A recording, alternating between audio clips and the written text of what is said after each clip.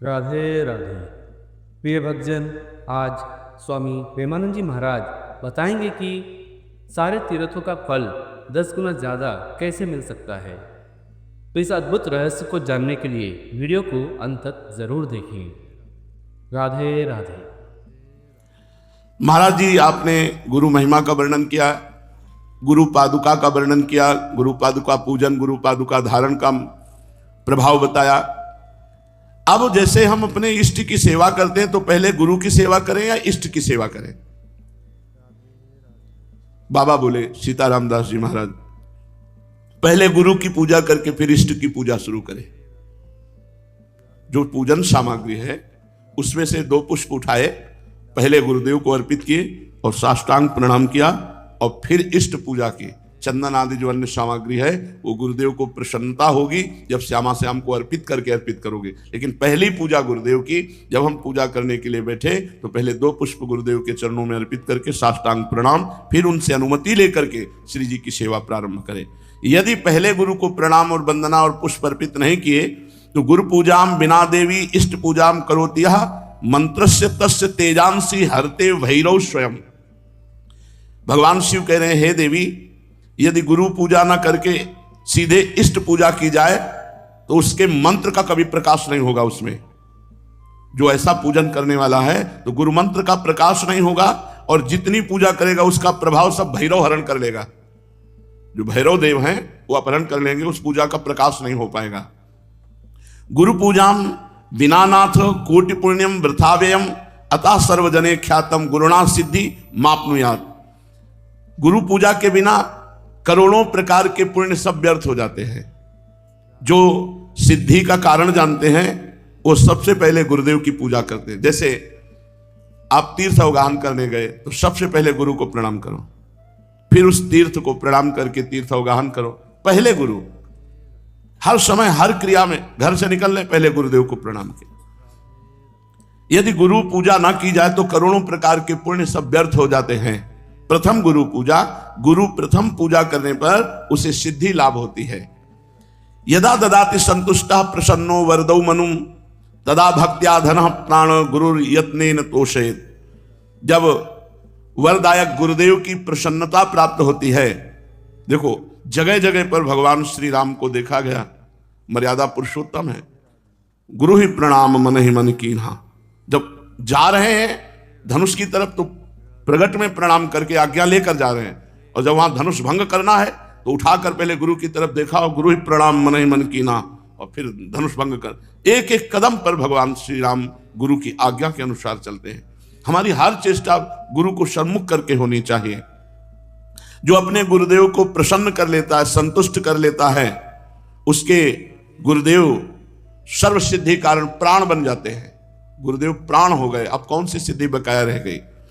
भोग्य भोज्यानि वस्तूनि गुरुवे चा समर्पयेत तच्छेषमिति संचित्य चानुभूयात सुरेश्वरी। हे देवी, सभी भोग, सभी भोज्य वस्तुएं जो गुरुदेव को अर्पण करता है और फिर गुरुदेव की जूठन पाता है, अगर गुरुदेव समीप नहीं है तो उनकी छवि विराजमान करके भाव से गुरुदेव को भोग लगावे और फिर उनका उच्छिष्ट प्रगट मान करके पावे कि मेरे गुरुदेव ने पाया है। इस उच्छिष्ट पान मात्र से समस्त सात्विक वृत्तियां उदय हो जाती हैं। गंधैर मालैश्च चारवंगी पूजयेत सर्वदा गुरुम। हे सुंदरांगी देवी, जो गंध से, माला से, अन्य वस्तुओं से गुरुदेव की पूजा करता है, अगर गुरुदेव प्रगट में नहीं मिलते हैं तो उनकी छवि विराजमान करके ठीक वैसे ही भाव से करो जैसे प्रगट में गुरुदेव की पूजा कर रहे हो। हे देवी, जो व्यक्ति अपने गुरुदेव की निष्कपट भाव से सेवा भक्ति करता है और उनका जूठन पाता है, महाप्रसाद, तो जितने तीर्थ आदि हैं, जितने व्रत आदि हैं, उसको कुछ करने की आवश्यकता नहीं। सब तीर्थों का फल, सब व्रतों का फल गुरु को पूजन करके, उनको भोग लगा के, उनका उच्छिष्ट पाने से प्राप्त हो जाता है। हे देवी, श्रुति कहती है कि भोग मोक्षार्थियों के लिए, ब्रह्मा विष्णु महेश्वर के पदाकांक्षियों के लिए केवल गुरुदेव की भक्ति ही एकमात्र उपाय है, अन्य कोई मार्ग नहीं।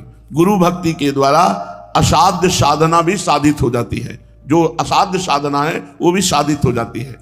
जैसे बहुत बड़ा पहाड़ जैसा रुई का ढेर लगा हो, तो एक दिया सलाई लगाते ही भस्म हो जाती है। ऐसे ही गुरु सेवक के महान पर्वत जैसे पाप भी क्षण में भस्म हो जाते हैं। जो शिष्य महात्मा गुरुदेव का सेवा शुश्रूषा आज्ञा उनके परायण रहता है तो उसे अन्य कोई साधना नहीं करनी पड़ती।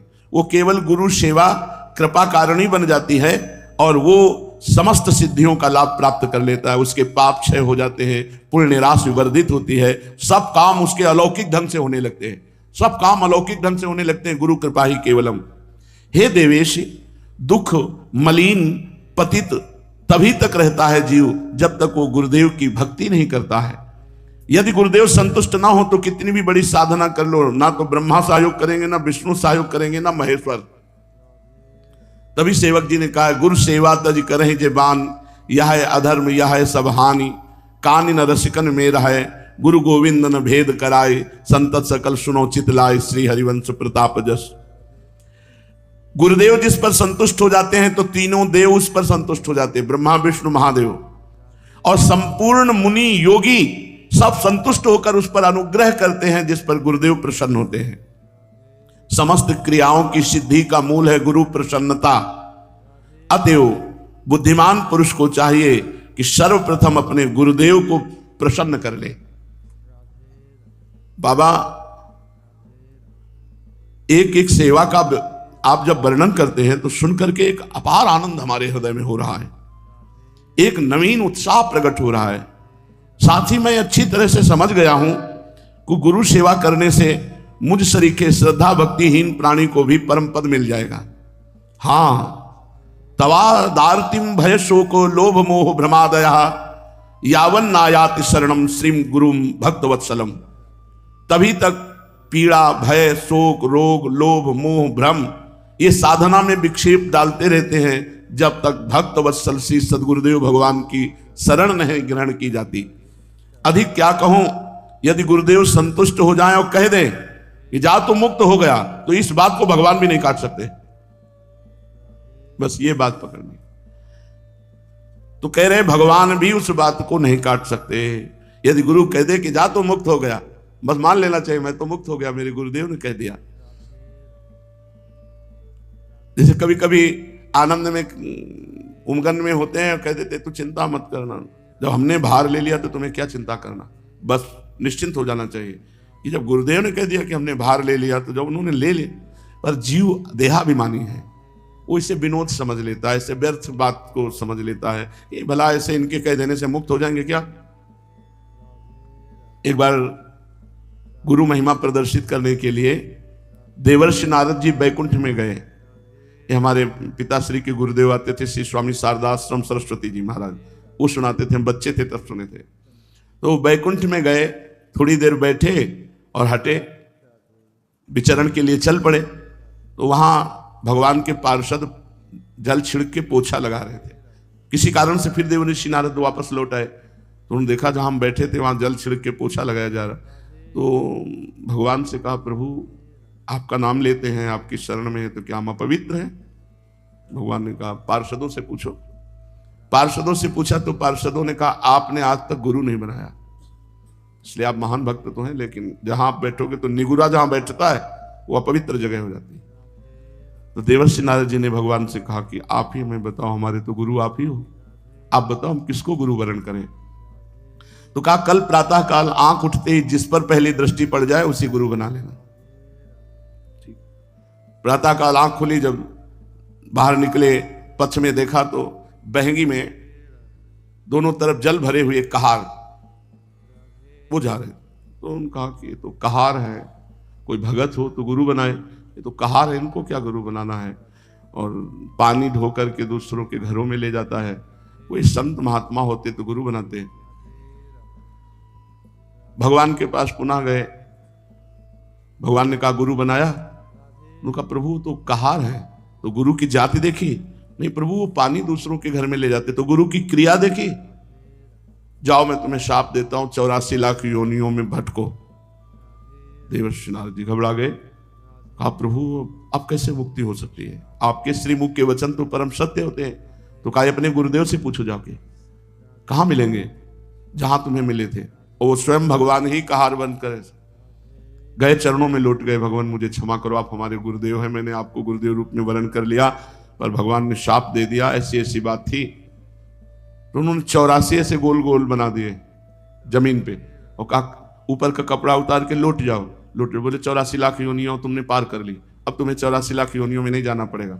नारद जी भगवान के पास गए, बोले प्रभु गुरुदेव ने ऐसा बोले, फिर संशय गुरुदेव के वाक्य पर, तुम 84 लाख योनियों से मुक्त हो गए क्योंकि गुरुदेव ने कह दिया। तो यहां शास्त्र में कह रहे कि यदि गुरुदेव भक्त वत्सल कह दे कि जा तुम मुक्त हो गया, तो विश्वास करो भगवान भी इस बात को नहीं काट सकते। यावत चोपाधि पर्यंतम तावत शुश्रूयेद गुरुम गुरुवत गुरु भार्याम तत्पुत्रेषु च वर्तनम। जब तक देह रहे तब तक गुरु की आज्ञा में, गुरु की सेवा में रहे। यदि गुरु आज्ञा करे तो गुरु पत्नी, गुरु पुत्र सबकी सेवा में। ऐसा पूर्व के भक्तजन करते रहे हैं। महाभारत उठा लो, चाहे वेद उठा लो, सब जगह गुरु सेवा। क्योंकि उस समय गुरुजन जो रहते थे वो जंगलों में रहते थे, पर्णकुटी में रहते थे, पर उनकी गुरु पत्नी भी रहती थी, उनके पुत्र भी होते थे। तो यहाँ आज्ञा कर रहे हैं कि अगर गुरु आज्ञा करे तो गुरु पत्नी, गुरु पुत्र आदि की भी गुरु के समान ही सेवा करें। यश देवे पराभक्तिर यथा देवे तथा गुरो तस्सेते कथितार हरथा प्रकाशनते महात्मना। जिसकी परमेश्वर में जैसी भक्ति है उसी तरह गुरु में भी वैसी भक्ति होनी चाहिए, परमेश्वर के समान। श्वेतरोपनिषद में है यश देवे पराभक्तिर यथा देवे तथा गुरु। जैसी भगवान में भक्ति है वैसी गुरुदेव के प्रति भगवत भाव होना चाहिए, तभी उसकी बुद्धि शुद्ध होगी और तभी शास्त्र के वाक्य ज्ञान उसके हृदय में प्रकाशित होंगे और गुरु का अनुभव उसके हृदय में स्थित हो जाएगा। शिष्य को समझना चाहिए कि गुरु ही हमारा सृष्टि करता है।